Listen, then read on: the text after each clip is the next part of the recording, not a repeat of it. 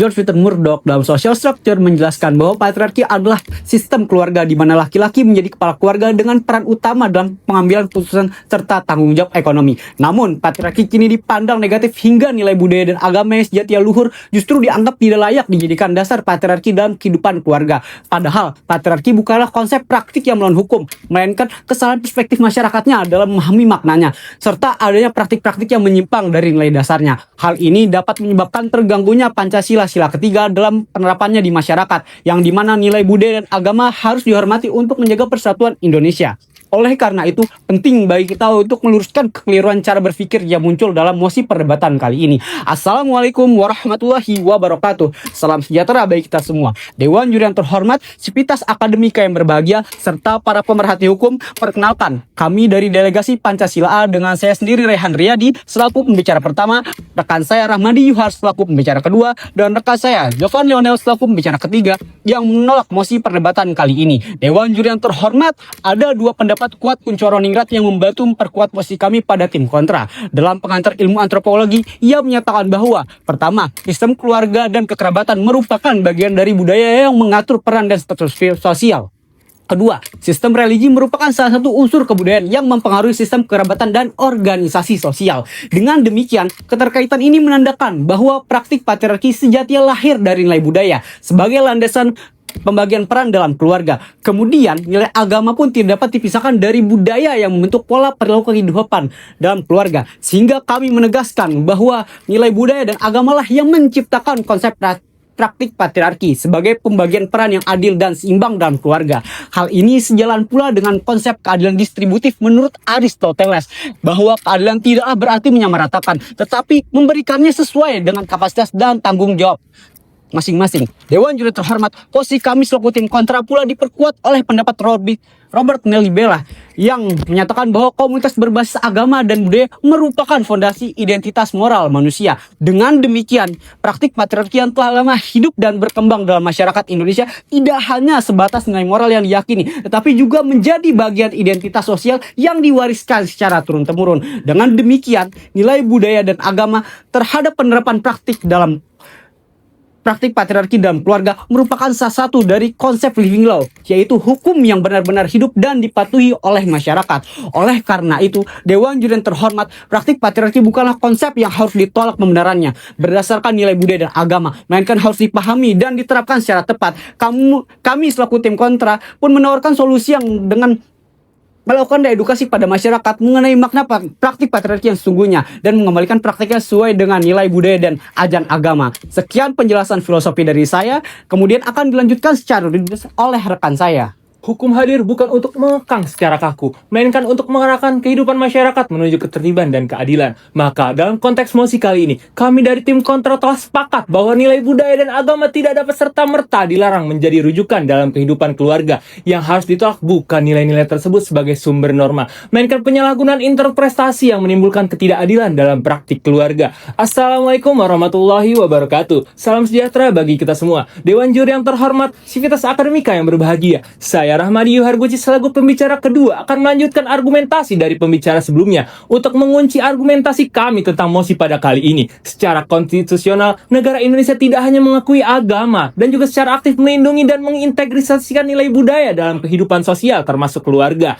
Hal ini tidak cukup hanya dibaca secara tekstual, tapi juga dipahami secara filosofis dan sistematis dalam kerangka konstitusi. Pada pasal 29 ayat 1 Undang-Undang Dasar 1945 menegaskan bahwa negara berdasar atas ketuhanan yang Maha Esa. Ini berarti bahwa nilai agama bukan sekedar urusan privat, melainkan menjadi sumber etik dalam pembentukan norma sosial, termasuk relasi keluarga. Dan juga pada ayat 2, menjamin kebebasan setiap orang untuk memeluk agama dan menjalankan ajarannya. Jaminan ini mencakup penerapan nilai agama dalam kehidupan berkeluarga, termasuk dalam mengatur peran dan tanggung jawab. Karena itu, nilai agama tidak dapat dilarang menjadi rujukan. Yang harus dicegah adalah penyalahgunaannya yang menimbulkan ketidakadilan. Lebih lanjut, pasal 32 menyatakan bahwa bahwa negara memajukan kebudayaan nasional Indonesia. Dalam konteks ini, budaya bukan hanya kesenian atau adat istiadat, tapi juga mencakup nilai, norma, dan pola relasi sosial yang hidup dalam masyarakat, termasuk sistem kekeluargaan. Kemudian dalam hukum positif Indonesia, pengaturan keluarga tidak berdiri netral tanpa nilai, melainkan secara eksplisit dibangun di atas nilai agama dan budaya. Undang-Undang Nomor 1 Tahun 1974 tentang perkawinan merupakan induk pengaturan kehidupan berkeluarga di Indonesia yang menjadi dasar hukum utama dalam membentuk struktur keluarga dan relasi. Pengaturan tersebut tidak berdiri sendiri, melainkan disusun dengan mengakomodasi nilai-nilai agama yang hidup dan berkembang dalam masyarakat Indonesia. Menyatakan dalam pasal 1 bahwa perkawinan adalah ikatan lahir dan batin antara seorang pria dan wanita sebagai suami istri dengan tujuan membentuk keluarga yang bahagia dan kekal berdasarkan ketuhanan yang Maha Esa. Frasa berdasarkan ketuhanan yang Maha Esa menunjukkan bahwa hukum keluarga di Indonesia tidak sekuler murni, melainkan mengakui agama sebagai dasar legitimasi normatif. Pasal 2 ayat 1 menyatakan bahwa perkawinan adalah sah apabila dilakukan menurut hukum masing-masing agamanya dan kepercayaannya itu. Maka dalam pasal ini menegaskan bahwa sahnya perkawinan ditentukan oleh hukum agama masing-masing. Hal ini menunjukkan bahwa negara mengakui nilai agama sebagai dasar dalam kehidupan berkeluarga, termasuk dalam pengaturan relasi dan suami dan istri. Kemudian pasal 31 ayat 1, hak dan kedudukan suami istri adalah seimbang. Jadi istri memiliki hak dan posisi yang seimbang, bukan lebih rendah dari suami. Kemudian pasal 31 ayat 3 menyebutkan bahwa suami adalah kepala keluarga dan istri adalah ibu rumah tangga. Namun ketentuan ini tidak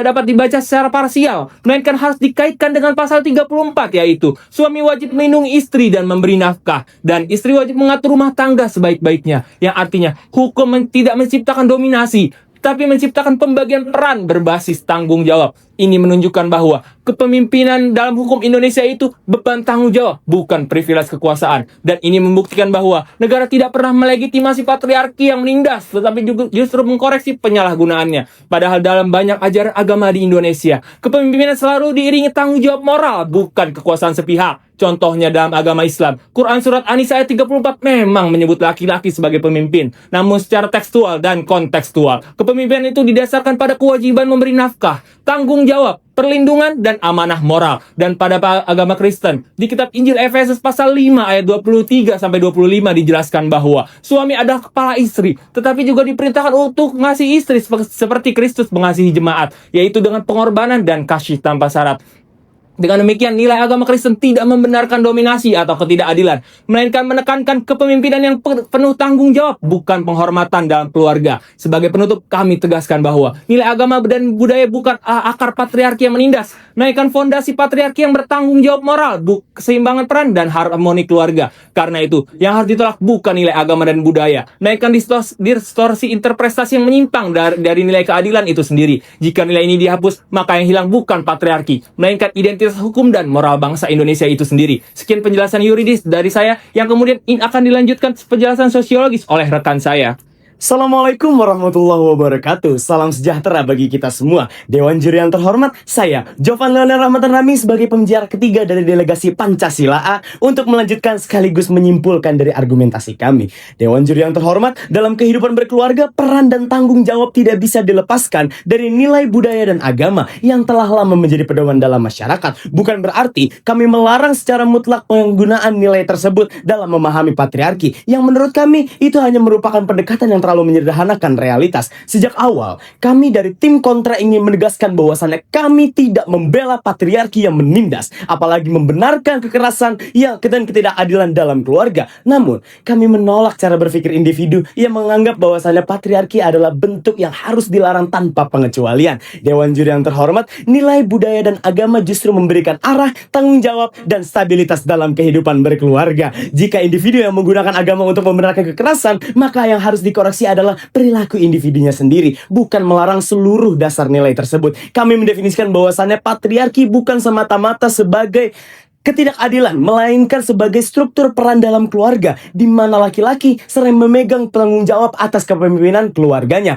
Dewan Juri yang terhormat, contoh konkretnya, dalam masyarakat Minangkabau, efektivitas sistem warisnya tidak bisa dilepaskan dari budaya dan agama. Secara adat, budaya dan agama menetapkan bahwasannya harta pusaka yang diwariskan kepada perempuan untuk menjaga kesinambungan garis keturunan dan kestabilan ekonomi kaum. Namun, adat juga memberikan peran kepada ninik mama sebagai pemimpin laki-laki untuk mengelola dan mengambil keputusan strategis sehingga terciptanya social control yang kuat. Sementara itu, pengaruh Islam dalam menilai musyawarah, keadilan, dan tanggung jawab dalam pengelolaan harta. Kombinasi antara adat dan agama ini membuat sistem tetap berjalan dengan efektif karena keseimbangan antara hak kepemilikan dan kewenangan untuk pengelolaan, sehingga meminimalisir konflik untuk menjaga keharmonisan dalam masyarakat. Hal ini juga selaras dengan sila ketiga Pancasila, yaitu Kesatuan Indonesia, di mana kehidupan berkeluarga tidak hanya dilihat sebagai individu semata, tetapi juga dari upaya untuk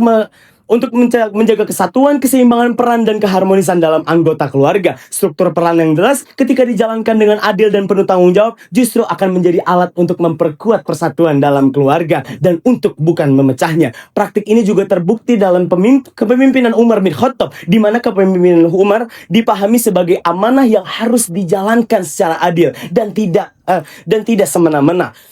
Maka dari itu, struktur kepemimpinan harus jelas untuk menciptakan ketertiban, kepastian, dan keharmonisan dalam keluarga. Dewan Juri yang terhormat, hal ini terbukti bahwasannya mampu untuk menjaga stabilitas dalam rumah tangga, di mana laki-laki tidak kehilangan marwahnya sebagai pemimpin dan perempuan tidak kehilangan perannya sebagai seorang ibu yang memberikan pertimbangan kepada sang suami. Karena dalam Islam tidak ada konsep memperbudak dalam pasangan, melainkan adanya rasa mengabdi kepada pasangan. Sekian dari kami. Wassalamualaikum warahmatullahi wabarakatuh.